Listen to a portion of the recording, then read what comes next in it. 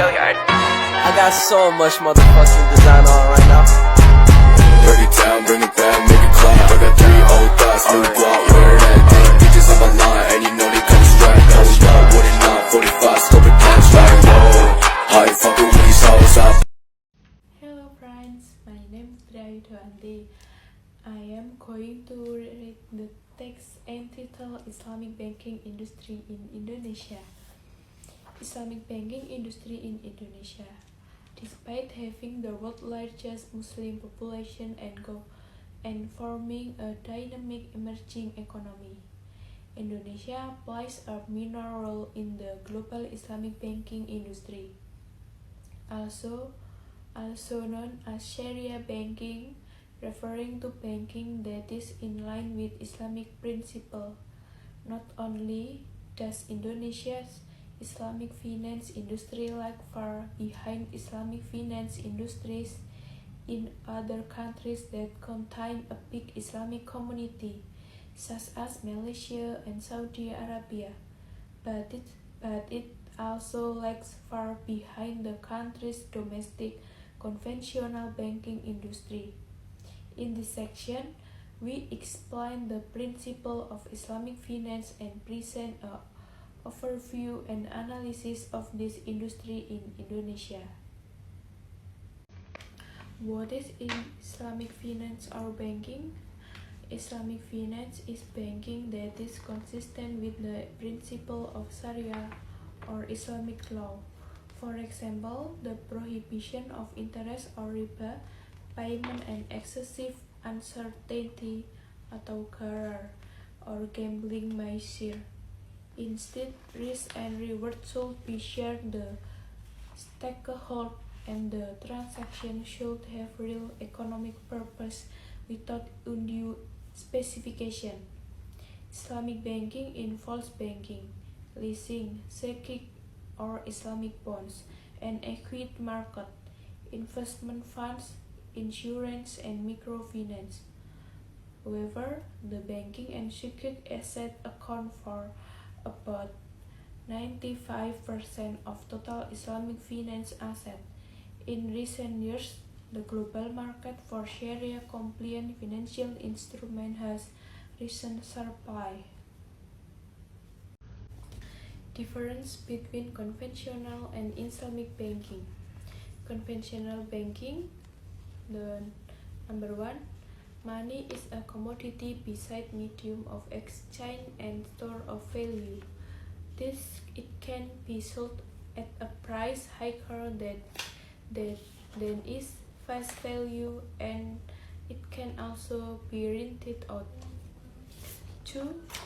Time value is the basis for charging interest on capital. Number 3. Interest is charged even in case the organization suffered losses by using bank funds. Thus, it is not based on profit or loss sharing. 4. While dispersing cash finance, running finance, or working capital finance, no agreement for exchange of goods and services is made. 5.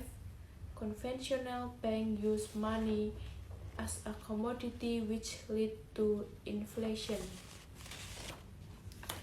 And Islamic banking, money is not a commodity too, it is used as a medium of exchange and store of value.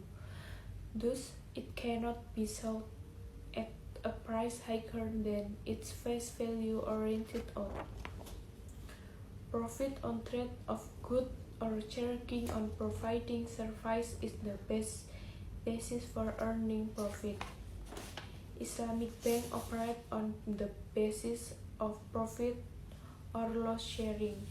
In case the businessman has suffered losses, the bank will share this loss based on the mode of finance used. Executive of agreement for the exchange of goods and services is a must, while dispersing funds under murabaha, salam, and istisna contract. Islamic banking tends to create a link with the real sector of the economic system by using trade-related activities.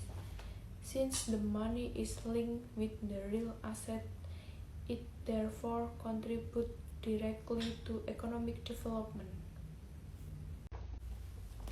Based on data from the International Monetary Fund (IMF), the world Islamic finance assets have climbed by annual double-digit growth rate from $200 billion in 23 to $1.8 trillion in 2013.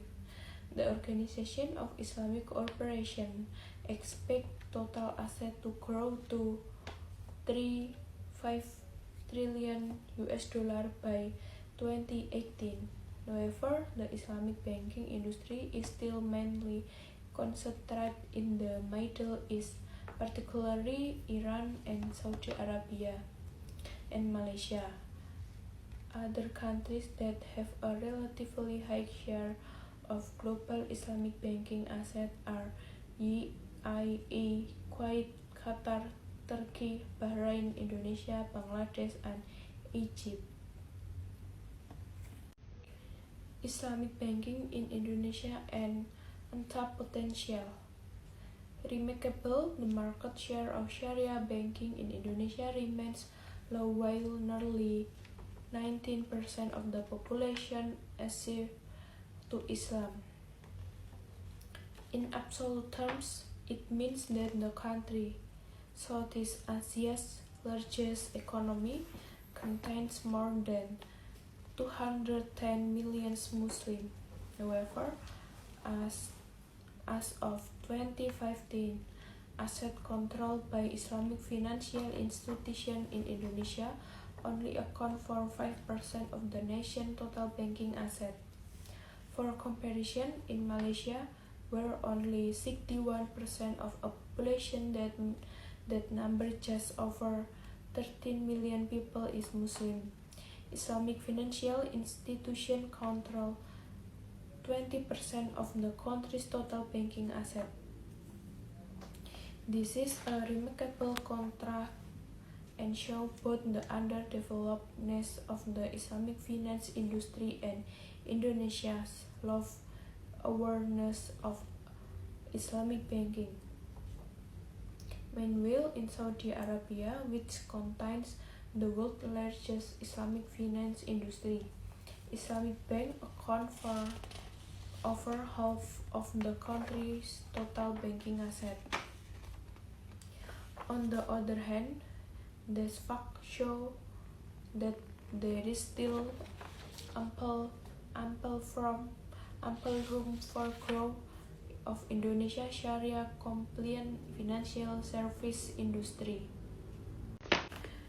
Coming from a low base, Indonesia's Islamic finance industry has shown rapid in recent years on the back of growing awareness of Islamic banking as well as government support programs.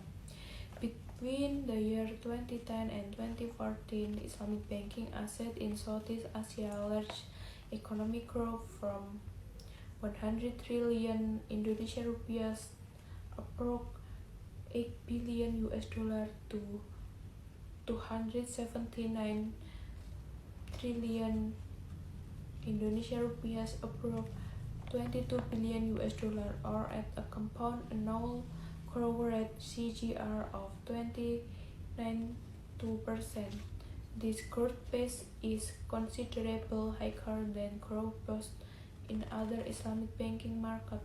It is also interesting to note that Indonesia conventional banking assets expanded at a much slower pace, with a CAGR of 69% over the same period. Islamic banking assets in Indonesia in trillion Indonesian rupiahs. 2020, 2020, 10, 11, 12, 13, 14. Islamic Commercial Bank and Islamic Business Unit. 97, 14, 19, 24, 27, 5. 5, 5.5, 5.0, 2.3, 2.3. Islamic Rural Bank 2, 3, 4, 5, 6, 7, 5, 7, 8, 6. Total asset 10, 14, 19 to 24, 27, 0.3, 9.0, 9.7, 8.1, 8.9. Indonesian government increased support of the domestic Islamic banking industry. The Indonesia government is eager to turn Indonesia into a major global hub for Islamic banking, as this will deepen the country's financial market, hence making the nation less vulnerable to the negative effect of global economic turmoil. In this context, Indonesia authorities step up efforts to boost the Islamic banking industry. Indonesia's Financial Service Authority (OJK) developed and launched a 5-year roadmap in early 2015. This roadmap targets to triple the market share of Islamic bank to 15% by 2023 through various strategies, such as the reduction of fees on Sharia-compliant banking products and the development of educational and training programs, as the institutional framework and human resources within this industry need to be improved. It also involves intensifying coordination between the central government and the private sector, as well as strengthening monitoring in the Islamic banking industry and enhancing legal certainty. This roadmap also supports the consolidation of state-owned and commercial Islamic banks, which will in turn increase the size of the bank capital base, enhance cost efficiency, and allow aggressive underwriting in the corporate and infrastructure sector. A huge $8 billion Sharia bank created by merging existing Islamic units of state control, Bank Rakyat Indonesia (BRI), Bank Mandiri, and Bank Negara Indonesia (BNI) would reduce operating costs and make it possible to offer more competitive rates, while making integration between Indonesia Islamic Bank and the global financial system easier, for example, by revising capital requirements in order to bring risk management at Indonesia Islamic Bank in line with international standards. This mega Islamic bank would also quadruple Islamic bank market share in Indonesia to 20% by 2018, according to the OJK. The three aforementioned banks together currently account for about 40% of Indonesia Islamic banking assets. In 2015, the Islamic banking industry of Indonesia comprised 12 general Sharia banks, 22 Sharia business units of conventional bank, and 163 Sharia People's Credit Bank, Rural Islamic Bank. Apart from launching the roadmap and the I Love Sharia Finance program in 2015, Indonesia financial authorities are also considering to ease foreign ownership limit on local Islamic bank. Currently, foreign investors cannot own more than 14% of local Islamic bank, and promote new Sharia-compliant financial tools in a bid to make the country's Islamic finance industry more attractive to foreign investors and Indonesian companies. In April 2015, Indonesia National Sharia Board approved Sharia-compliant currency hedging tools and a standard contract template for Sharia compliant repurchase agreement, which allow the use of government-issued sukuk as collateral, was launched by Islamic Bank in Indonesia.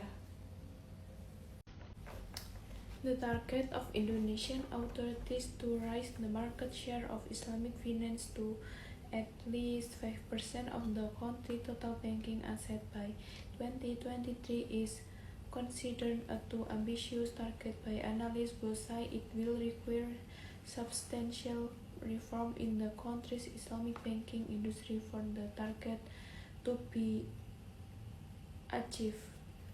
The Indonesian government plans to issue about 13.7 trillion Indonesian rupiahs, approx 1.4 billion US dollar worth of Islamic bonds, known as Sakek in 2016, nearly double the amount of Sharia compliant sovereign paper in 2015.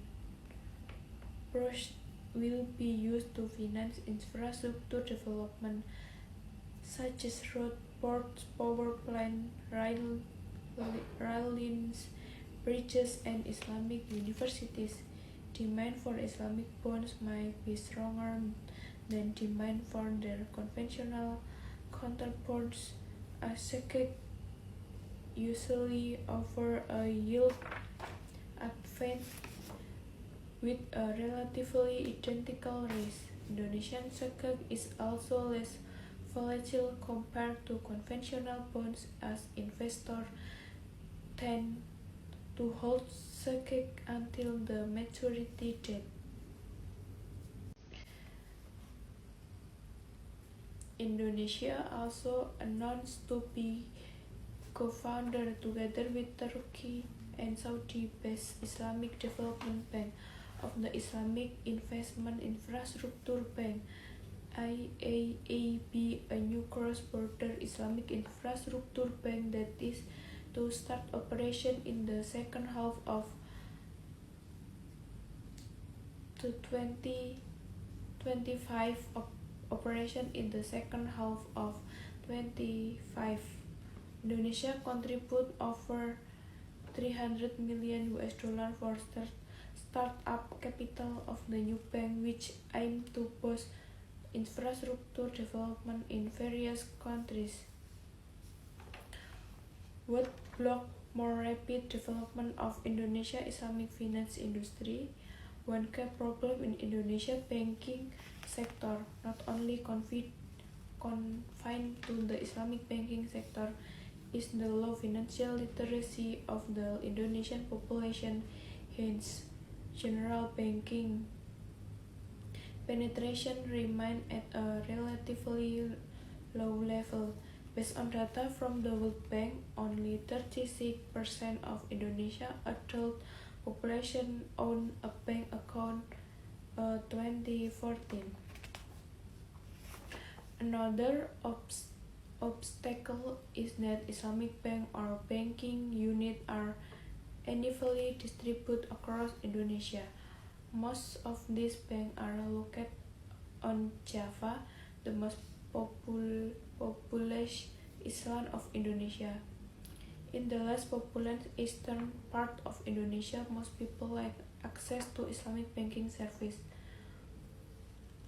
However, it also needs to be emphasized that conventional banking services are also searched in the eastern part underbanked, and it also has to be noted that there are much fewer Muslims in the eastern region, both in absolute and relative terms. Although adhering to a different religion does not mean that a person cannot use Islamic banking service. Islamic banking in Indonesia has also had difficulty to expand due to weak government management, a lack of ministerial level coordination, an uncertain legal environment, and the lack of highly qualified human capital, innovation, and creativity in the country.